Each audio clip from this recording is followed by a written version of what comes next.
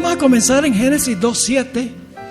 Génesis 2 y el versículo 7 está hablando de la creación de Adán. La creación fue literal, pero tiene también valor simbólico. Vamos a ver. Porque el cuerpo es símbolo de la iglesia. Así que vamos a hablar primero de lo literal y luego vamos a hacer la aplicación espiritual. Dice en Génesis 2:7, entonces Jehová Dios formó. Esa palabra, como pueden ver ahí entre corchetes, se usa en Isaías 64:8 para hablar de un alfarero que está formando una vasija. Es decir, Dios está formando el cuerpo de Adán con sus manos, como un alfarero forma una vasija.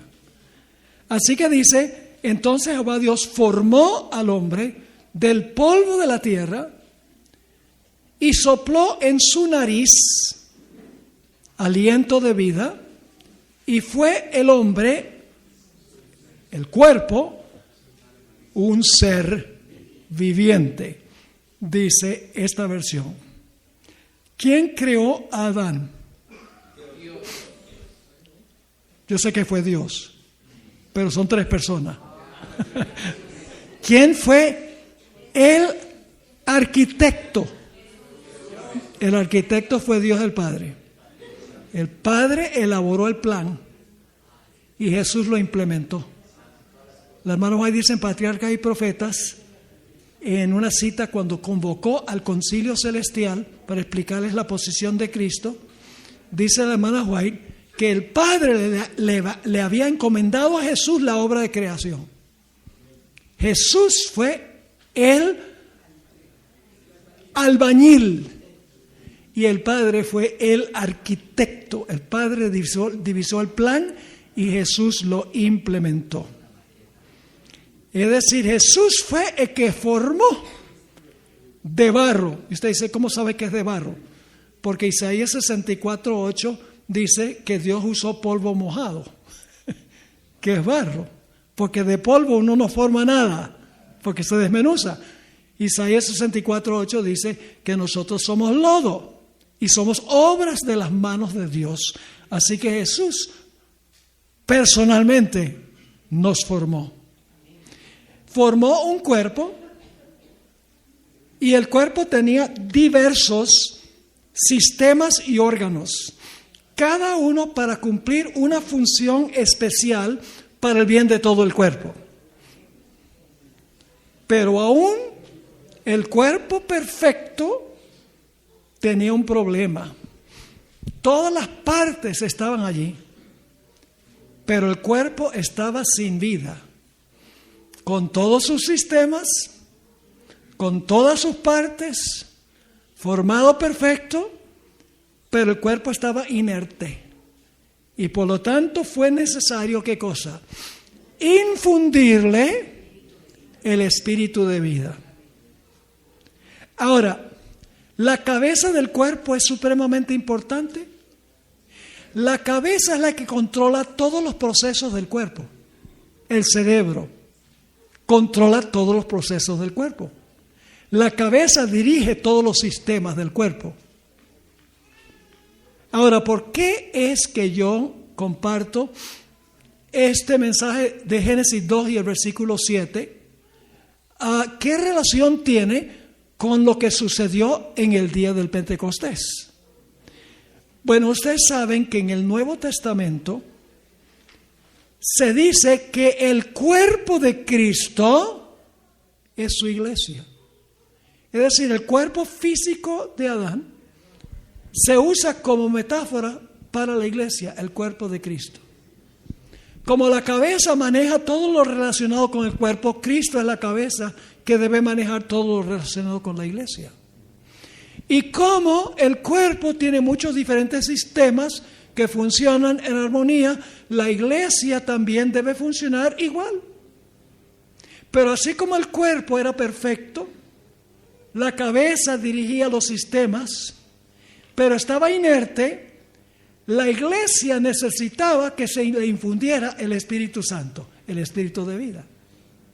Es decir, lo literal es simbólico del cuerpo espiritual. Ahora la pregunta es, ¿de dónde viene esta metáfora del cuerpo?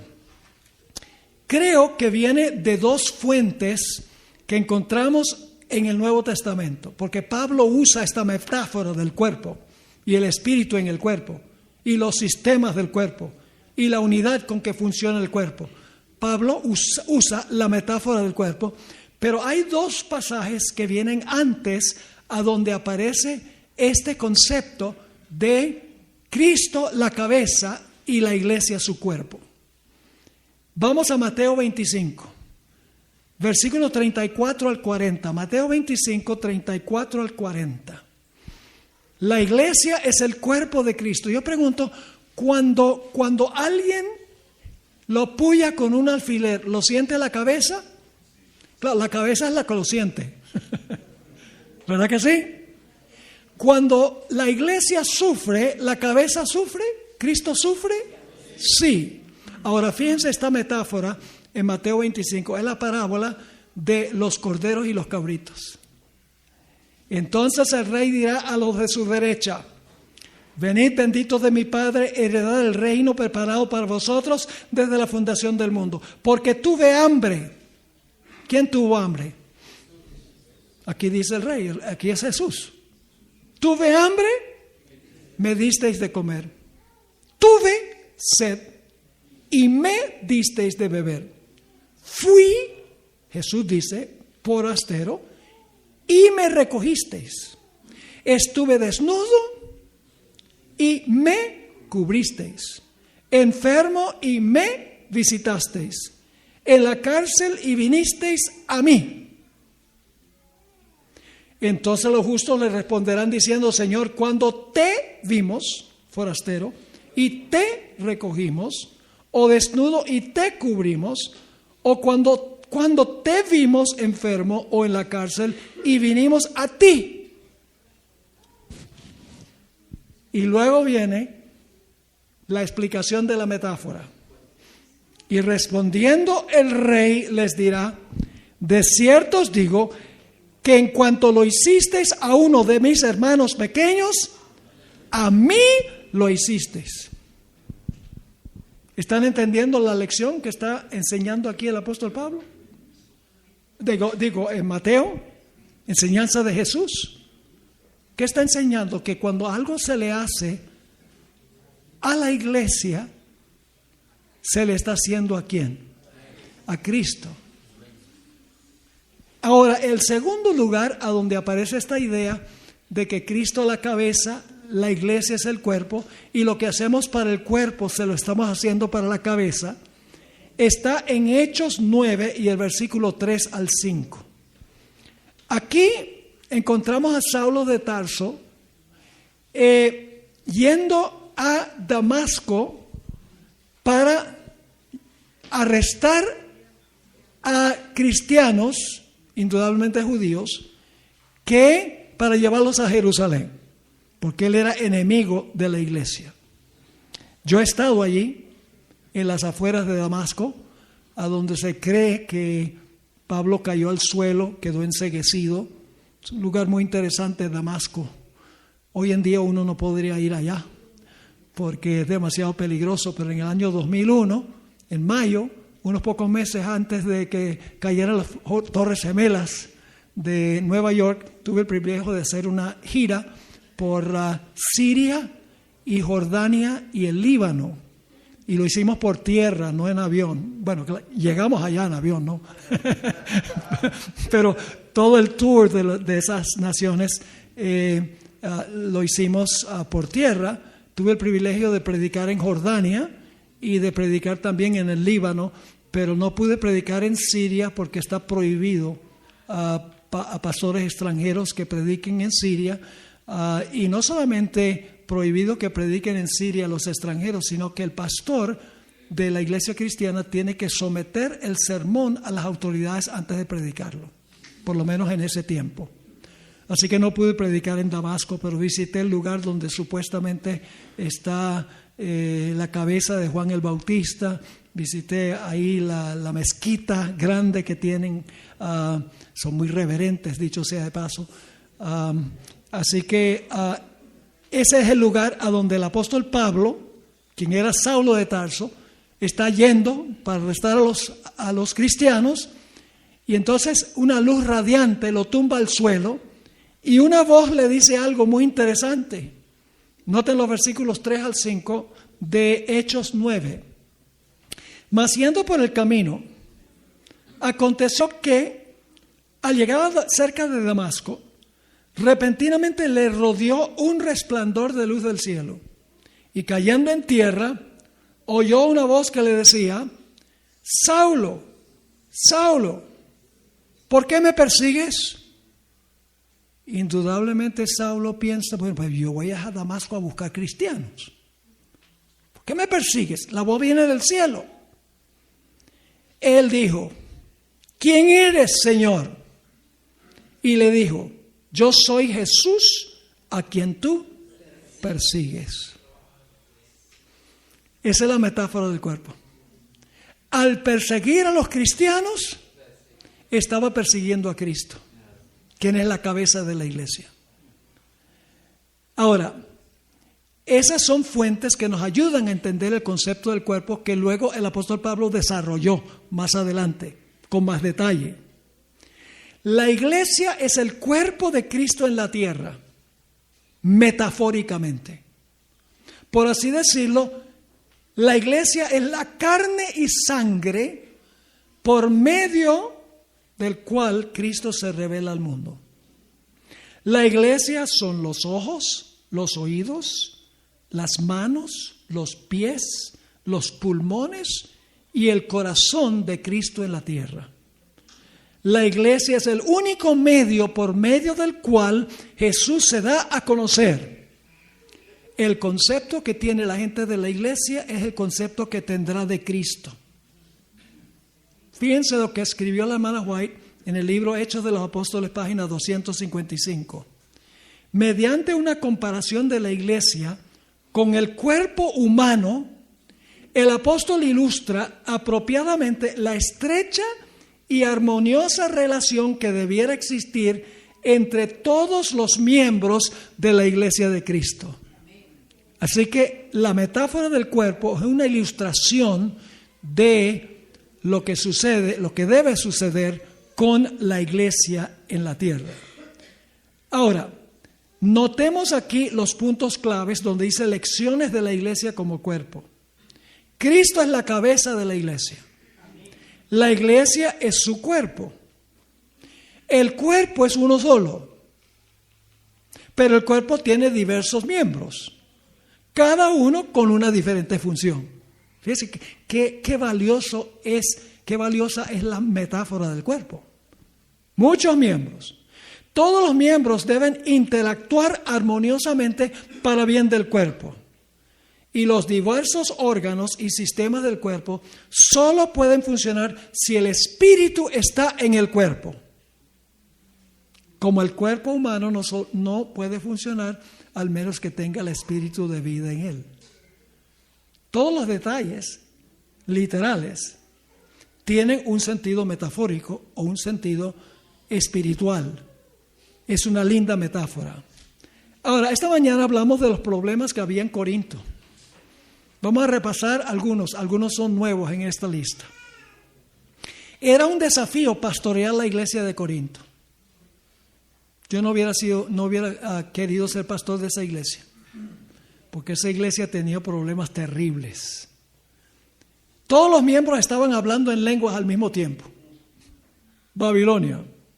Algunos miembros estaban celebrando orgías.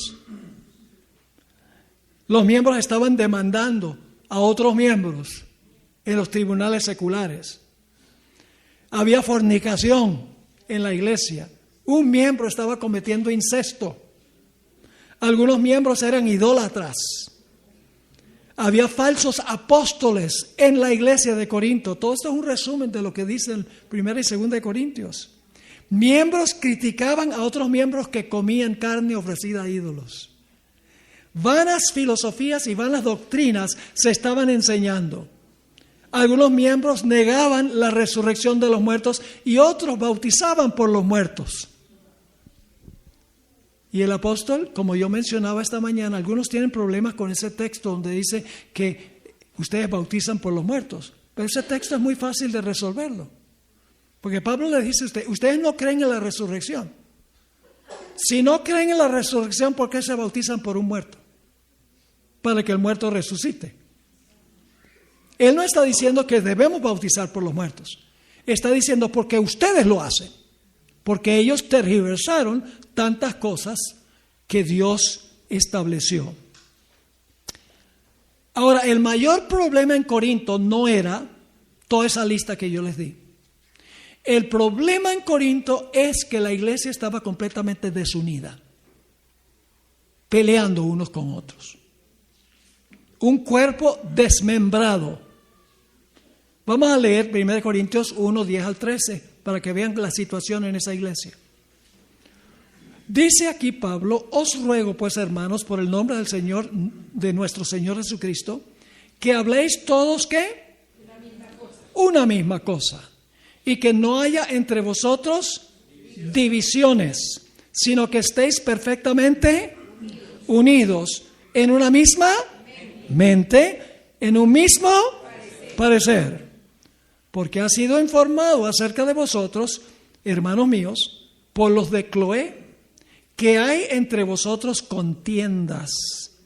Quiero decir que cada uno de vosotros dice: yo soy de Pablo, y yo de Apolos, y yo de Cefas, y yo de Cristo. ¿Está dividido Cristo? ¿Fue crucificado Pablo por vosotros? ¿O fuisteis bautizados en el nombre de Pablo? ¿Captan cuál es el problema en Corinto? Y esta es la introducción a 1 Corintios. Es el problema más grande que hay en la iglesia. La iglesia está dividida, cada uno por su lado, peleando unos con otros. Nada de unidad, nada de mutualidad donde se están ayudando unos a otros. Cada uno está peleando con el otro. Y por lo tanto, ahora el apóstol Pablo dice: la mejor forma de explicarle a los corintios que deben cambiar es con la metáfora del cuerpo. Y ahora va a usar la metáfora del cuerpo y va a enseñar 3 cosas en cuanto al cuerpo. El cuerpo es uno, unidad. En segundo lugar, en el cuerpo hay diversidad. Y en el tercer lugar, en el cuerpo hay mutualidad. Las partes del cuerpo interactúan con otras partes. Esas son las 3 partes que nosotros vamos a estudiar en esta tarde. En primer lugar, el cuerpo unido, el cuerpo como uno. Vamos a ver qué dijo el apóstol Pablo. 1 Corintios 12 y el versículo 4 al 13. Y hay una palabra que voy a recalcar aquí. Ahora bien, hay diversidad de dones, pero el Espíritu es el mismo. Y hay diversidad de ministerios, pero el Señor es el mismo. Y hay diversidad de operaciones, pero Dios, que hace todas las cosas en todos, es el mismo. Pero a cada uno le es dada manifestación del Espíritu para provecho. Porque a este es dada por el Espíritu, palabra de sabiduría, a otro palabra de ciencia, según el mismo Espíritu, a otro fe por el mismo y a otros dones de sanidades por el mismo Espíritu. ¿Cuántos espíritus son? ¿Cuántos espíritus son los que mantienen el cuerpo de Cristo funcionando? Uno. Sigue diciendo, versículo 10, a otro el hacer milagros, a otro profecía, a otro discernimiento de espíritus, a otro diversos géneros de lenguas y a otro interpretación de lenguas. Pero todas estas cosas las hace uno y el mismo Espíritu, repartiendo a cada uno en particular como Él quiere, como quien quiere. ¿Quién determina cuáles dones recibe la gente en la iglesia? El Espíritu sabe cuáles son las necesidades e imparte los dones. Sigue diciendo en el versículo 12, porque así como el cuerpo es ¿qué? Uno, tiene muchos miembros. Pero todos los miembros del cuerpo, siendo muchos, son ¿qué? Un solo cuerpo. Así también Cristo. porque por un solo espíritu fuimos todos bautizados en un cuerpo, sean judíos o griegos, sean esclavos o libres, y a todos se nos dio a beber de un mismo espíritu. La primera lección es que el cuerpo es uno. El cuerpo está unido. La primera lección. Ahora yo pregunto, ¿qué sucedería si una pierna quiere caminar hacia adelante y la otra hacia atrás al mismo tiempo? Ni siquiera se los quiero demostrar. No avanzarían. ¿Qué sucedería si un ojo quiere mirar a la derecha y el otro a la izquierda? ¿Qué sucedería si un pulmón dice, yo quiero inspirar, y el otro dice, no, yo quiero expirar? El cuerpo sería un desastre, ¿verdad que sí? Pero el cuerpo es uno. Pero cada uno tiene su función en ese cuerpo único. El mensaje del cuerpo es que cada miembro sirve para bien de todo el cuerpo. Dígame, ¿cuál parte del cuerpo es más importante? ¿El corazón, el cerebro, las glándulas, los huesos o los nervios? Pero son partes de un cuerpo, un solo cuerpo. Un ejemplo nos va a ayudar a entender mejor la necesidad de la unión en la iglesia. ¿El corazón trabaja arduamente? ¿El corazón trabaja arduamente? No descansa. Le da sangre al cuerpo entero. ¿Los pulmones también trabajan tiempo completo? Sí. ¿Qué hacen? Le dan oxígeno a todo el cuerpo. ¿El cerebro trabaja constantemente? ¿Le da electricidad al cuerpo? Sí, claro que le da electricidad al cuerpo. ¿Las glándulas trabajan para darle hormonas a todo el sistema? ¿Todo el tiempo? Claro que sí. Cada parte del cuerpo funciona unido para un cuerpo. Los sistemas digestivo, circulatorio, nervioso, respiratorio, todos trabajan en unidad para bien del cuerpo entero. Los órganos no existen para glorificarse a sí mismos o para sobresalir por encima de los demás.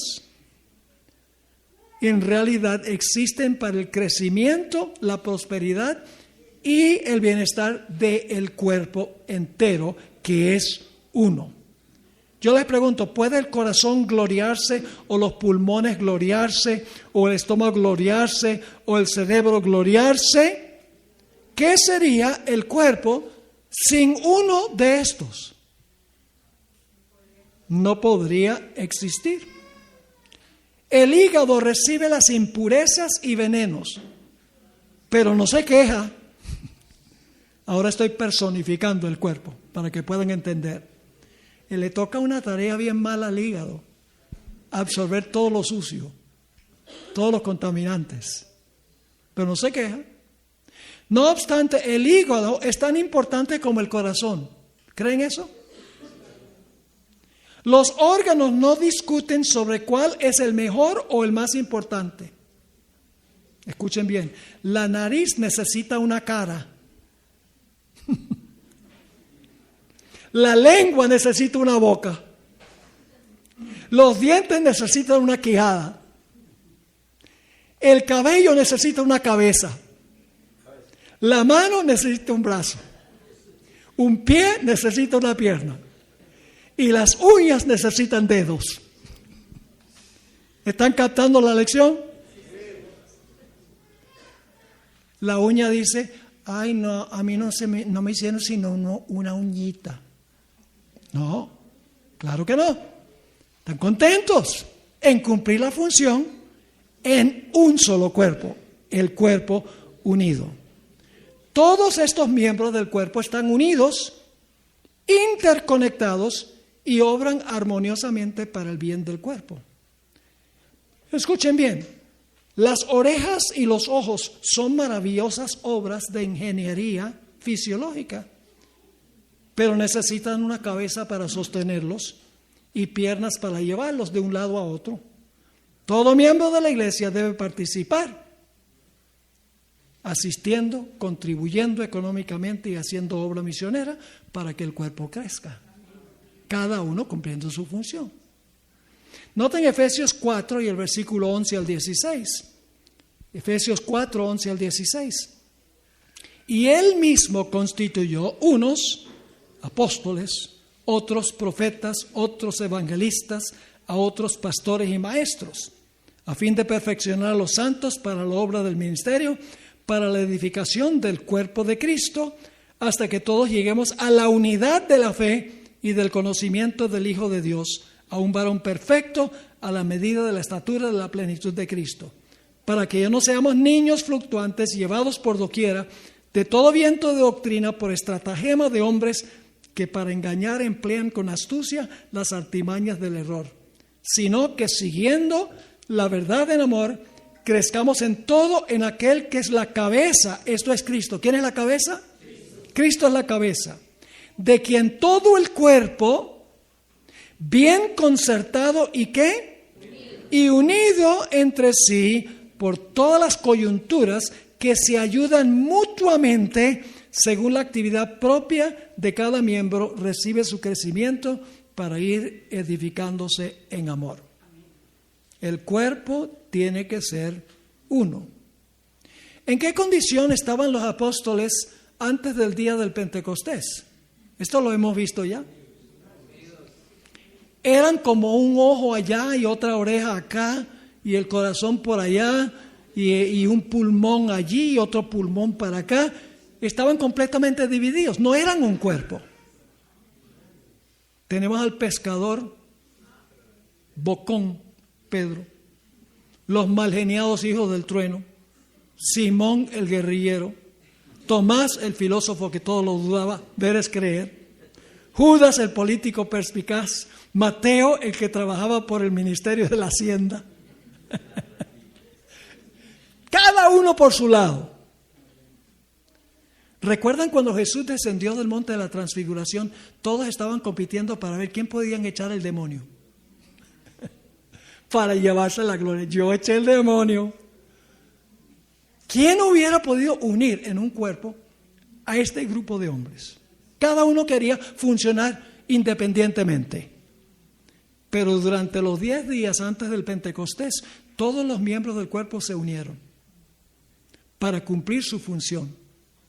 Luego el aliento de vida, que es el Espíritu Santo, entró en el cuerpo unido y las partes comenzaron a funcionar en unísono. Como resultado, miles se convirtieron a Cristo y el Evangelio se extendió a todo el mundo. Antes del Pentecostés había un brazo del cuerpo por aquí, otro por allá, una pierna aquí, otra allá, un pulmón aquí, otro allá, un ojo aquí, otro allá. Pero durante los 10 días, cada parte del cuerpo se unió a cada otra parte y luego Dios le infundió al cuerpo el espíritu de vida y cada parte del cuerpo comenzó a funcionar en perfecta unidad y armonía. Qué linda metáfora la del cuerpo, ¿verdad que sí? Ahora, esto se ilustra en Ezequiel 37. No vamos a buscar ese capítulo, porque yo creo que muchos los conocen. Es la famosa visión del Valle de los Huesos Secos. ¿Recuerdan esa historia? Había en un valle un montón de huesos secos. Eso representa el cautiverio. Ustedes saben que Judá fue llevado cautiverio en Babilonia e Israel en cautiverio a Asiria. Y el resultado fue que se desmembró Israel y Judá. La metáfora es que quedaron tirados en un valle, huesos secos. Pero luego entonces vino una orden de que los huesos y todas las partes del cuerpo se unieran. Y después que todas las partes del cuerpo están unidos, dice que entró en ellos el Espíritu y se pararon como un poderoso ejército. Esa metáfora ya aparecía en el Antiguo Testamento.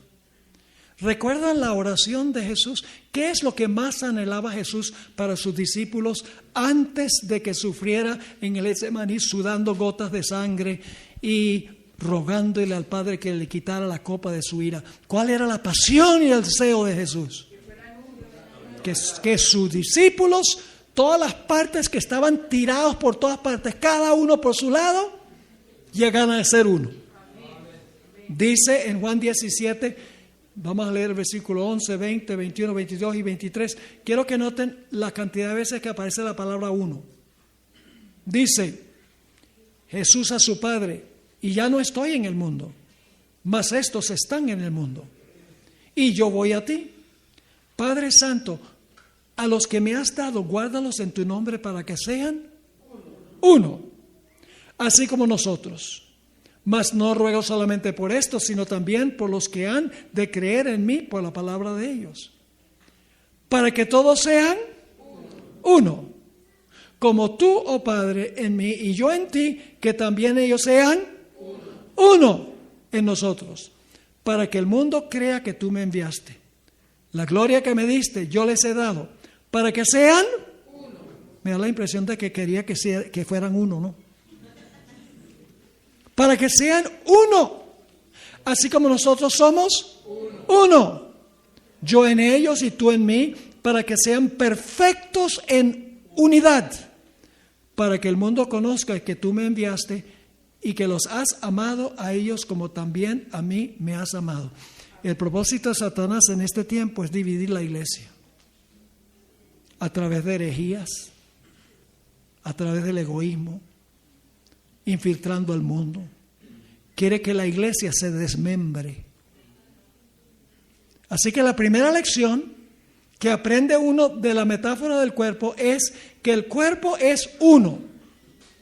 Pero ahora viene la segunda lección.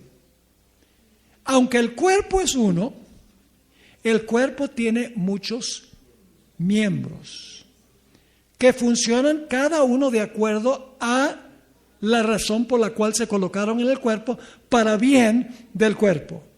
Noten 1 Corintios, el capítulo 12 y el versículo 4 al 7, y luego vamos a leer los versículos 14 al 20.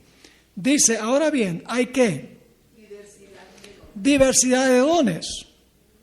El cuerpo es uno, pero hay diversidad de dones o de miembros, cada uno con su función. Pero el espíritu es ¿qué? Un espíritu, muchos miembros. Sigue diciendo, y hay diversidad de ministerios, pero el Señor es ¿qué? El mismo. Y hay diversidad de operaciones, pero Dios que hace todas las cosas en todos es Él mismo. Pero a cada uno le es dada la manifestación del Espíritu para provecho. Sí, el cuerpo tiene muchos miembros y la función de cada miembro es para bien de todo el cuerpo. Es decir, el cuerpo es uno, debe estar en unidad, pero también en la iglesia hay diversidad. Noten los versículos 14 al 20. Además, el cuerpo no es un solo miembro, sino que muchos. Y ahora él usa una ilustración parecida a la que yo usé hace unos momentos. Si dijera el pie, porque no soy mano, no soy del cuerpo, por eso no será del cuerpo. Y si dijera la oreja, porque no soy ojo, no soy del cuerpo, por eso no será del cuerpo. Si todo el cuerpo fuese ojo, ¿dónde estaría el oído? Si todo fuese oído, ¿a dónde estaría el olfato? Mas ahora Dios ha colocado los miembros, cada uno de ellos, en el cuerpo como Él quiso. Porque si todos fueran un solo miembro, ¿dónde estaría el cuerpo? Pero ahora son muchos miembros, pero el cuerpo es uno solo. Unidad en diversidad. No en diversidad de doctrina. Porque hoy en día dice, bueno, tenemos que estar unidos en diversidad. Algunas personas creen el sábado, otros dicen que es el domingo. Algunas personas creen que los muertos todos saben, otros dicen que los muertos nada saben. Y unámonos, sencillamente unámonos. Llevémonos bien. No. No está hablando de unidad de doctrina, está hablando de unidad de función en la iglesia, porque todos son ministerios o dones que se dan para el buen funcionamiento de la iglesia en sí. Noten Romanos 12, 4 al 8. Romanos 12, 4 al 8. Porque de la manera que en un cuerpo tenemos que, hay diversidad, muchos miembros, pero no todos los miembros tienen la misma función. ¿De acuerdo? Así nosotros, siendo muchos, somos ¿qué? Un cuerpo en Cristo. Y todos miembros los unos de los otros. De manera que teniendo diferentes dones, según la gracia que nos es dada, si el de profecía, úsese conforme a la medida de fe, o si de servicio, en servir, o el que se enseña en la enseñanza, el que exhorta en la exhortación, el que reparte con liberalidad, el que preside con solicitud, el que hace misericordia con alegría. Y luego concluye en el versículo 27 de 1 Corintios 12, dice, vosotros pues sois el cuerpo de Cristo y miembros cada uno en particular. ¿Están entendiendo la importancia de esto? Pero el cuerpo unido, en el día del Pentecostés estaban todos unánimes juntos. No es suficiente que el cuerpo esté unido. Luego el cuerpo necesita la infusión del Espíritu para que el cuerpo pueda funcionar. En el día del Pentecostés había un solo cuerpo. Ese cuerpo tenía todos los miembros, pero es necesario infundirle el Espíritu de vida para que cada parte del cuerpo cumpliera su función. Ahora, a veces los miembros más insignificantes son los más importantes. El corazón no puede decir, yo soy el corazón, yo bombeo la sangre. Y el cerebro dice, pero yo te mando que bombees la sangre. Y no puede decir el estómago, yo digiero los alimentos. Es decir, no se puede jactar un miembro sobre otro miembro.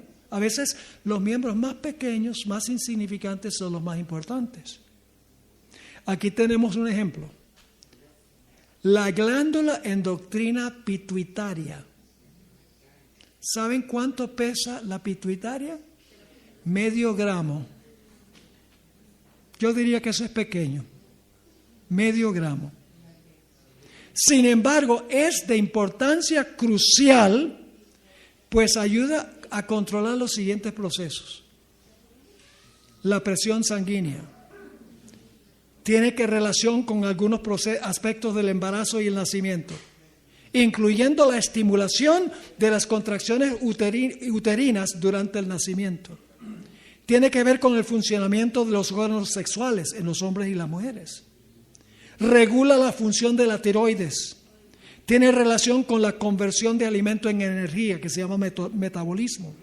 Regula el agua en el cuerpo. Regula la temperatura del cuerpo. También fabrica endorfinas que alivian el dolor y alteran el estado de ánimo. ¿Cuán importante es la pituitaria? Muy importante. Pero es chiquitico. A veces los miembros más pequeños son supremamente importantes en la iglesia. Y un miembro no es mayor que otro miembro. Todos deben funcionar igual, para bien del cuerpo. ¿Qué es más importante? Hablemos del ojo un momentico. ¿Qué es más importante? El nervio óptico, la esclerótica, el lente, la pupila, la retina, la córnea, el iris o los músculos orbitales. Entonces, esos son parte del ojo. ¿Qué pasa si no hay uno de estos? El ojo no funciona. Interesante. La tercera lección es mutualidad. Es decir, los sistemas no solo funcionan solos, sino interactúan uno con el otro. Noten lo que dice Pedro en 1 Pedro 4:10. Cada uno, según el don que ha recibido, Ministrelo, ¿qué? Ministrelo a otros. ¿Cuál es el propósito de los dones? Ministrar a otros, porque las partes del cuerpo interactúan. Yo pregunto, ¿todos los sistemas funcionan uno para ayudar al otro? Claro que sí. Y luego tenemos este versículo que encontramos en Romanos 12, versículos versículos 5 y luego el versículo 10 al 16. Así nosotros, siendo muchos, somos un cuerpo en Cristo. Y todos los miembros, los unos de los otros. Amaos los unos a los otros con amor fraternal. En cuanto a honra, prefiriéndoos los unos a los otros. Preocupados por los otros. Mutualidad. En lo que requiere diligencia, no perezosos, fervientes en espíritu, sirviendo al Señor, gozosos en la esperanza, sufridos en la tribulación, constantes en la oración, compartiendo para las necesidades de los santos, practicando hospitalidad, bendecid a los que os persiguen, bendecid y no maldigáis, gozaos con los que se gozan, llorad con los que lloran, unánimes entre vosotros, no altivos, sino asociándoos con los humildes. ¿Qué retrato tenemos aquí? Que cada parte del cuerpo existe para beneficiar cada otra parte del cuerpo. Debe funcionar para el bien de los demás. Un ejemplo de eso, yo soy ciego en el ojo izquierdo. Cuando tenía 16, ciego, yo veo luz. Y cuando muevo la mano, yo no puedo contar el número de dedos, pero puedo ver que la mano se está moviendo. A los 16 años estaba martillando, poniendo clavos en la pared, y uno de los clavos se partió y un pedazo de metal entró directo por la pupila. Y tuve varias operaciones, tuve como 4 operaciones, pasé más de un mes total en el hospital, y hasta el sol de hoy yo no veo por ese ojo. Pero ¿saben lo que es interesante? Después que yo tuve ese accidente, a mí me gustaba mucho jugar softball, que es como béisbol pero con una pelota más grande. Pues yo sé que ustedes solamente ven fútbol.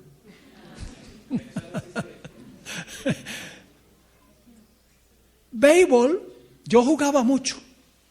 Y cuando recién perdí el ojo, tuve un parche por un tiempo, y alguien le pegaba un batazo a la pelota, y yo estaba en el campo, yo me paraba y esperaba la pelota, y la pelota caía como 2 o 3 metros detrás mío. Porque uno necesita los 2 ojos para percibir profundidad. Si usted se tapa un ojo, no tiene un sentido de profundidad. Pero ¿saben lo que pasó? Con el paso del tiempo, cuando me quité el parche, el otro ojo compensó y ahora sí tengo sentido de profundidad. El otro ojo no dijo, torpe. El otro ojo dijo, mira, te voy a ayudar. Esa es la mutualidad. Cada miembro ayudando al otro miembro. Cada parte del cuerpo ayudando a la otra parte del cuerpo. Noten Gálatas 6, 1 y 2. Hermanos, si alguno fuere sorprendido en alguna falta, échenlo de la iglesia. Si, hermanos, si alguno fuere sorprendido en alguna falta, vosotros que sois espirituales, restauradle con espíritu de mansedumbre, considerándote a ti mismo, no sea que tú también seas tentado. Esa palabra restauradle es muy interesante. Es la misma palabra que se usa en Mateo 4:21 para hablar de los pescadores que estaban revendando sus redes. Es decir, si un miembro en la iglesia peca, hay que remendarlo, hay que restaurarlo, no descartarlo y echarlo. Si nosotros somos parte del cuerpo de Cristo, debemos tratar de rescatar y remendar y restaurar al otro. Porque en la mutualidad del cuerpo, una parte del cuerpo tiene que interactuar con las otras partes y ayudar a las otras partes del cuerpo. Nuestro último pasaje, 1 Corintios 12, 21 al 27, dice: ni el ojo puede decir a la mano, no te necesito, ni tampoco la cabeza a los pies, no tengo necesidad de vosotros. Antes bien, los miembros del cuerpo que parecen más débiles son los más necesarios. Y aquellos del cuerpo que nos parecen menos dignos, a estos vestimos más dignamente. Y a los que nosotros son menos decorosos, se tratan con más decoro. Porque los que nosotros son más decorosos no tienen necesidad, pero Dios ordenó el cuerpo dando más abundante honor al que le faltaba, para que no haya desavenencia en el cuerpo, sino que los miembros todos se preocupen los unos por los otros, de manera que si un miembro padece, todos los miembros se duelen con él. Y si un miembro recibe honra, todos los miembros con él se gozan. Y el secreto de esto es que el cuerpo tenga el espíritu.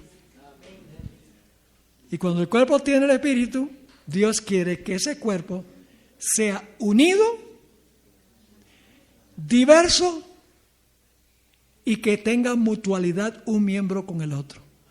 Y eso solamente sucede si recibimos el Espíritu Santo como lo recibieron los apóstoles en el día del Pentecostés. ¿Quieren ustedes regresar a sus iglesias y aplicar estos principios? Amén. No permitan que alguien esté ahí discordante dividiendo la iglesia. Tenemos que estar unidos para hacerle frente al ejército de Satanás. Satanás nos divide a nosotros y une su ejército y en eso él gana. Pero Cristo dice, el cuerpo, mi cuerpo, debe unirse, aunque es diverso, y debe apoyarse uno al otro, y de esa manera le hacemos un frente unido al reino de Satanás. Ojalá que esa sea nuestra experiencia. Ahora mañana, Dios mediante, vamos a tener 2 temas. Vamos a tener un bautismo mañana. Dicho sea de paso, digo, un bautismo de varias personas.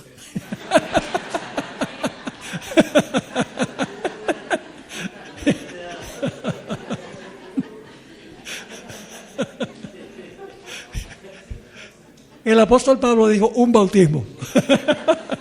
Claro, lo estoy sacando fuera de contexto, ¿no? Sí, vamos a bautizar a 3 personas mañana. Gloria a Dios. Qué bueno alcanzar el clímax de esto con un bautismo y la celebración de la Santa Cena. Qué fantástico, qué glorioso. Así que mañana vamos a tener un bautismo. Vamos a terminar con 2 temas. Los temas de mañana van a ser el siguiente que sigue aquí. ¿Qué es reavivamiento y reforma? Importantísimo. Y luego vamos a hablar de la fiesta de las primicias. La fiesta de las primicias apunta a la resurrección de Cristo. Y lo que se hacía era, se mecía una gavilla delante del Señor. Representaba el hecho de que Cristo, la mañana de la resurrección, hizo un viaje corto al cielo y se presentó delante del Padre. Para que supiera, para que en realidad estuviera seguro de que había sido recibido su sacrificio por el Padre. Más adelante, cuando el día del Pentecostés, otra vez Jesús, como leímos, se presentó ante el Padre, pero eso era con el propósito de que todo el cielo se diera cuenta. Pero individualmente él ya sabía. Pero cuando se presentó al Padre era para beneficio de todo el universo. Y en el Pentecostés también había primicias, pero no era una espiga, sino que eran 2 panes sin levadura. Porque vamos a encontrar en nuestro estudio que en el día de Pentecostés había 2 grupos diferentes de personas. Así que no se pierdan el próximo emocionante episodio. de los que pusieron el cimiento de nuestra fe nos olvidé.